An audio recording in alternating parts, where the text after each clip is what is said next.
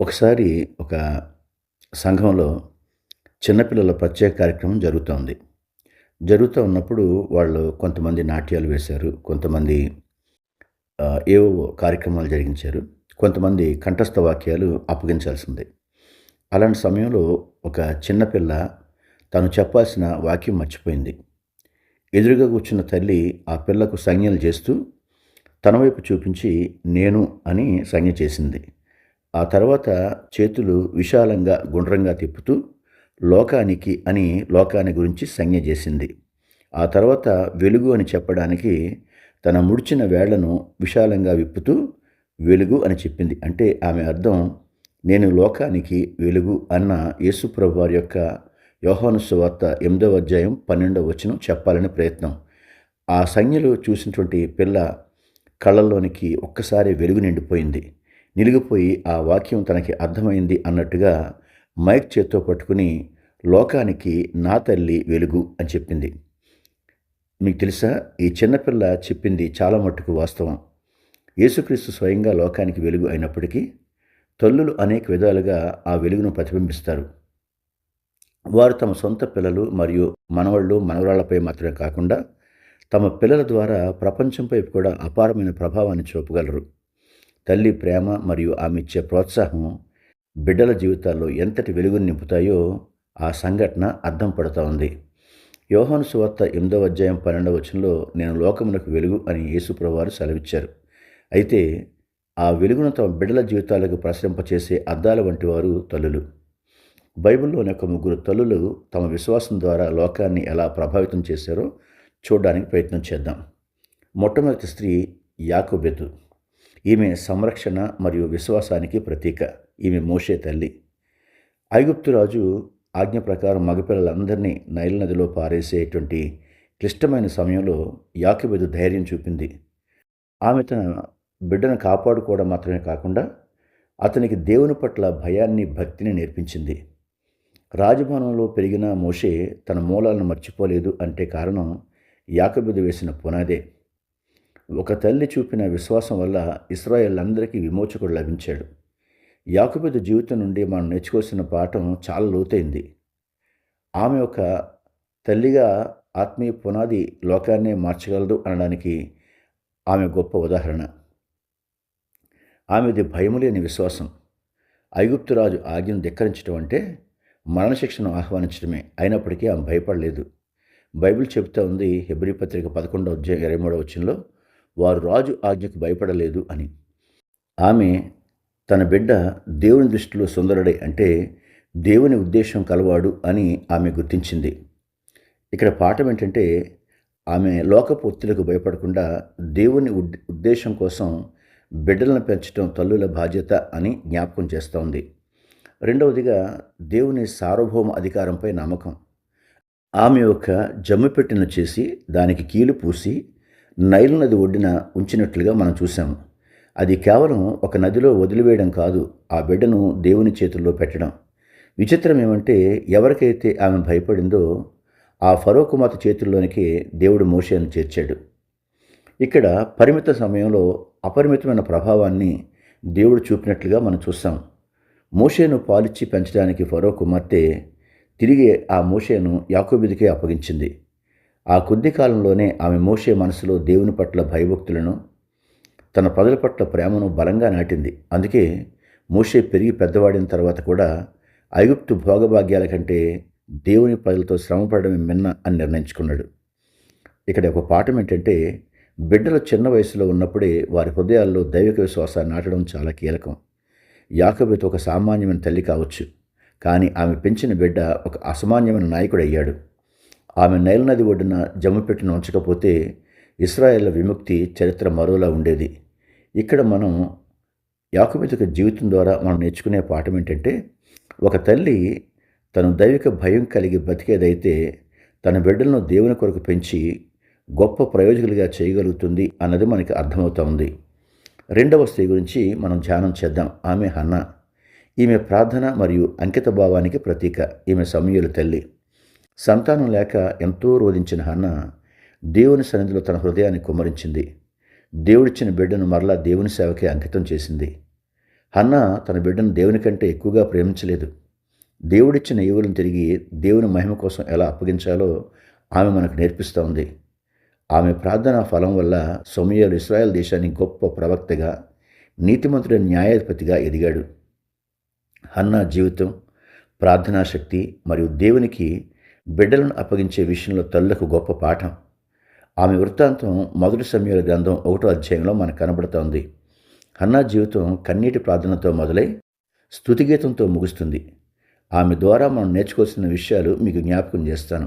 మొట్టమొదటిది, శోధనలో దేవుని వైపు తిరగడం. హన్నాకు సంతానం లేదు. పైగా ఆమె ప్రత్యర్థి అని పెనిన్న ఆమెను నిరంతరం విమర్శిస్తూ అవమానిస్తూ ఉండేది. హన్నా మనుషులతో వాదించలేదు లేదా తన భర్తపై కోపగించుకోలేదు. ఆమె నేరుగా దేవుని మందిరానికి వెళ్ళి తన హృదయాన్ని దేవుని సన్నిధిలో కుమ్మరించింది. కుటుంబంలో సమస్యలు ఎదురైనప్పుడు ఇతరులతో పోరాడడం కంటే దేవుని పాదాల చెంత మోకరడం శ్రేయస్కరం అని హన్నా మనకు నేర్పిస్తూ ఉంది. రెండవదిగా, దేవునితో సంబంధం మరియు సమర్పణ. హన్నా కేవలం తన స్వార్థం కోసం బిడ్డను అడగలేదు. నీవు నాకు మగపిల్లనిస్తే వాని బతుకుదములన్నీ వానిని యెహోవాకే అప్పగించుదును అని సమూయేలు మొదటి గ్రంథం 1వ అధ్యాయం 11వ వచనంలో మొక్కుకున్నట్టుగా మనం చూస్తాం. ఆమె ఆశీర్వాదాల కంటే ఆశీర్వాదాలు ఇచ్చిన వానికే ప్రాధాన్యత ఎక్కువిచ్చింది. రెండవది, మాట నిలబెట్టుకోవడం. దేవుడు ఆమె ప్రార్థన విని సమూయేలును అనుగ్రహించాడు. బిడ్డకు పాలు విడిచిన సమయం వచ్చిన తర్వాత చిన్న వయసులోనే అతని మందిరాన్ని తీసుకుని వెళ్ళి యాజకుడైన ఏలీకి అప్పగించింది. ఆ బిడ్డను తన దగ్గరే ఉంచుకోవాలనే స్వార్థంతో బ్రతకకుండా దేవునికి ఇచ్చిన మాట నిలబెట్టుకుంది. ఒకటి మనం అర్థం చేసుకోవాలి, ఇక్కడ బిడ్డలు మన సొత్తు కాదు. వారు దేవుడు మనకిచ్చిన ఆశీర్వాదాలు లేదా ఈవులు. వారిని దేవుని సేవ కోసం, లోకానికి మేలు చేయడం కోసం సిద్ధపరచాలి అనే పాఠం. నాలుగవదిగా, దేవుని హెచ్చింపు. హన్నా తన ఒక్కగానొక్క కుమారుని దేవునికి ఇచ్చివేసినప్పుడు దేవుడు ఆమెను విడనాడలేదు. ఆ తర్వాత ఆమెకు మరికొంతమంది కుమారులను, కుమార్తెలను ఇచ్చి ఆశీర్వదించాడు. ఈ మాట సమూయేలు మొదటి గ్రంథం 2వ అధ్యాయం 21 మనం చూస్తాం. హన్నా అంకితభావం వల్ల సమూయేలు పెరిగి పెద్దవాడై ఇశ్రాయేలు చరిత్రనే అత్యంత నమ్మకమైన ప్రవక్తగా, దేవుని ప్రతినిధిగా నిలిచాడు. ఇక్కడ మన సందేశం ఏంటంటే, హన్నా ప్రార్థన కేవలం ఒక బిడ్డను మాత్రమే పొందుకోలేదు. ఆ బిడ్డ ద్వారా ఇశ్రాయేలు దేశానికి ఒక నూతన ఆత్మీయ విప్లవాన్ని తీసుకొచ్చింది. ప్రార్థించే తల్లి తన బిడ్డల భవిష్యత్తునే కాదు, దేశ భవిష్యత్తును కూడా మార్చగలదు. ఈ పాఠం మనం నేర్చుకుందాం. మూడవదిగా, లోయి మరియు యునేకే. విశ్వాసాన్ని వారసత్వంగా ఇచ్చిన తల్లులు. లోయి మరియు యునేకే తిమోతి యొక్క తల్లి, అమ్మమ్మ. వారి గురించి ఎలా విశ్వాసాన్ని వారసత్వంగా ఇచ్చారో తెలుసుకుందాం. అపోస్తలుడైన పౌలు తిమోతి గురించి రాస్తూ, అతనిలో ఉన్న నిష్కపటమైన విశ్వాసం మొదట అమ్మమ్మ లోయిలో, ఆ తర్వాత తల్లి యునేకేలో ఉందని గుర్తు చేస్తూ తిమోతి 2వ పత్రిక 1వ అధ్యాయం 5వ వచనంలో ఉటంకించాడు. ఇక్కడ సందేశం ఏంటంటే, తల్లులు తమ పిల్లలకు ఆస్తిపాస్తుల కంటే గొప్పదైన విశ్వాసాన్ని వారసత్వంగా ఇవ్వగలరు. లోకపు వెలుగులు నడవడానికి ఆత్మీయ పునాది ఎంత ముఖ్యమో వీరి జీవితాలు చెబుతాయి. వీరి ఆత్మీయ శిక్షణ వల్ల తిమోతి ఒక సువార్థికుడిగా, ఒక గొప్ప సువార్థికుడిగా, సంఘ నాయకునిగా మారి లోకానికి వెలుగును పంపాడు. తిమోతి జీవితాన్ని తీర్చిదిద్దిన ఆ ఇద్దరు గొప్ప స్త్రీలు అతని అమ్మమ్మ లోయి, తల్లి యునికే. అపోస్తలుడైన పౌలు తిమోతి 2వ పత్రికలో వీరి గురించి ప్రత్యేకంగా ప్రస్తావించాడు.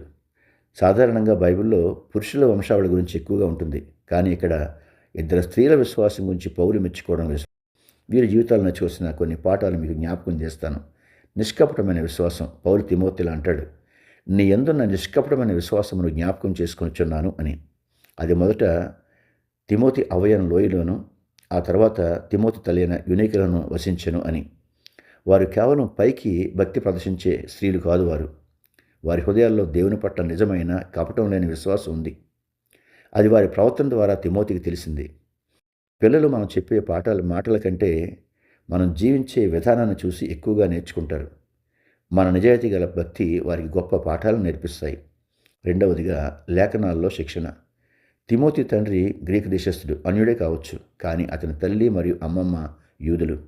వారు తిమోతికి చిన్నప్పటి నుండే దేవుని వాక్యాన్ని నేర్పించారు. నీవు చిన్నప్పటి నుండి పరిశుద్ధ లేఖనం ఎరుగుదువు అని పౌలు పేర్కొన్నాడు. ఇక్కడ సందేశం ఏంటంటే, లోకపు విద్యతో పాటు దైవవాక్యాన్ని బిడ్డల హృదయాలు నాటడం తల్లుల బాధ్యత.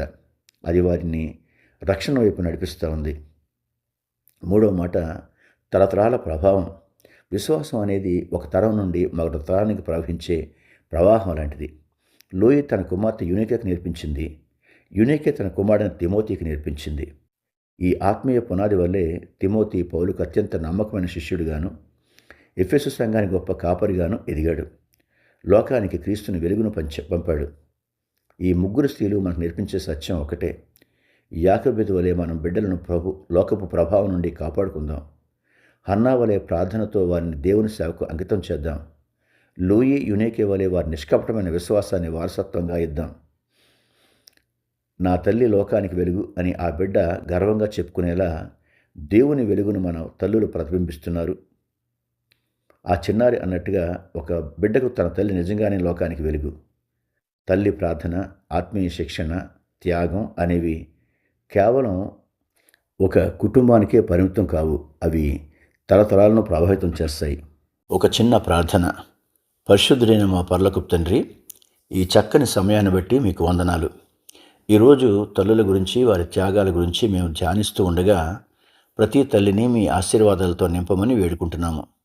ప్రభువా, యాకోబెత్తు వలె తమ బిడ్డలను లోకపు కీడు నుంచి కాపాడుకునే ధైర్యాన్ని, హన్నా వలె కన్నీటితో ప్రార్థించి బిడ్డలను నీకు అప్పగించే సమర్పణను, లోయి మరియు యునేకెల వలె నిష్కపటమైన విశ్వాసాన్ని తమ బిడ్డలకు వారసత్వంగా ఇచ్చే కృపను ప్రతి తల్లికి ప్రసాదించండి.